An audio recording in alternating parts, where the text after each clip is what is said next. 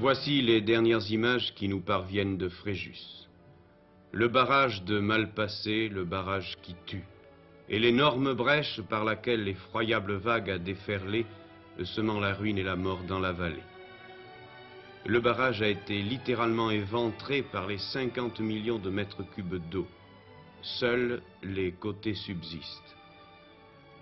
L'énorme vague a roulé vers la petite localité endormie à 80 km à l'heure, emportant tout sur son passage.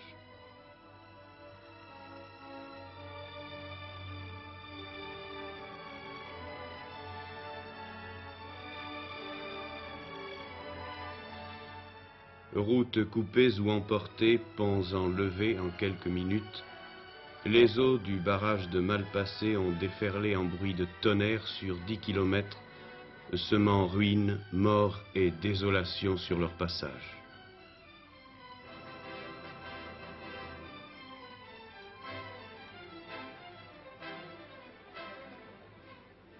La majorité des habitants, surpris dans leur sommeil, ont fui sans savoir d'où venait le danger.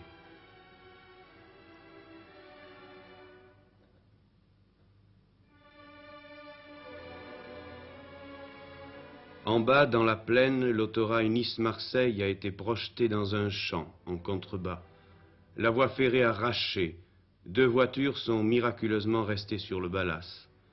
Les sauveteurs, impuissants, durent attendre le retrait des eaux pour dégager les victimes.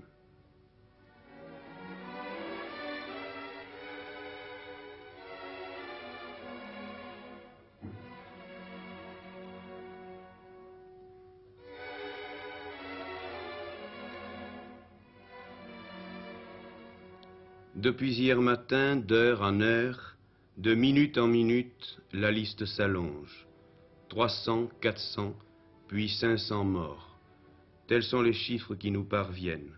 Ce dont on est certain, c'est que 300 cadavres, horriblement figés par la boue, gisent dans les salles de classe transformées en chapelles ardentes. De nombreux corps ne peuvent être identifiés. Ils sont vêtus de chemises de nuit ou de pyjamas.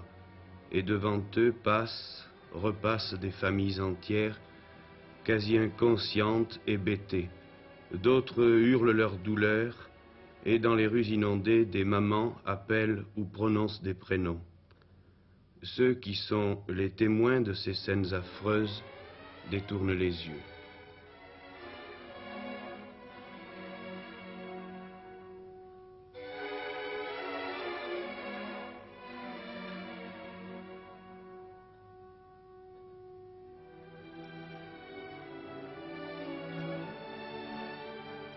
Au fur et à mesure que les heures passent sur toute l'étendue du sinistre, sur 12 km de long et 1500 mètres de large, des cadavres d'animaux sont allongés dans la boue qui se retire lentement.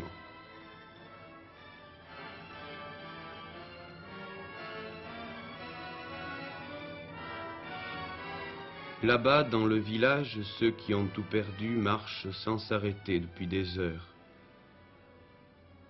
Là, contre un arbre, un homme pleure. Plus loin, un couple reste serré, les yeux vidés de larmes. Ils ont cherché leurs 4 enfants partout, sans succès. Ils ne comprennent pas encore ce qui leur arrive.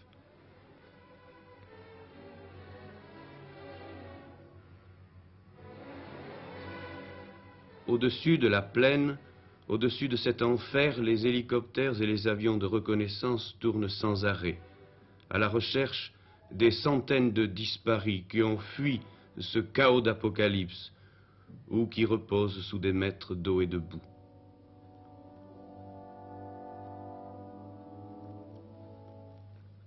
Fréjus est le village de la peur. Des ambulances passent et repassent dans le village qui compte ses morts d'heure en heure.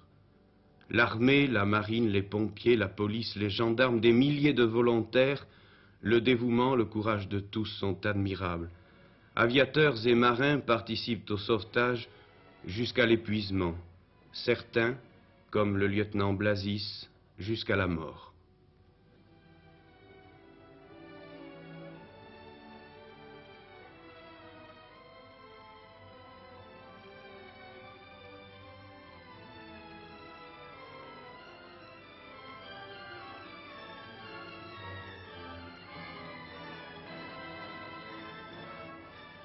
le fléau est passé. Aujourd'hui, le soleil éclaire l'horrible drame, éclaire le visage de ces familles angoissées qui recherchent un homme, une femme, des enfants.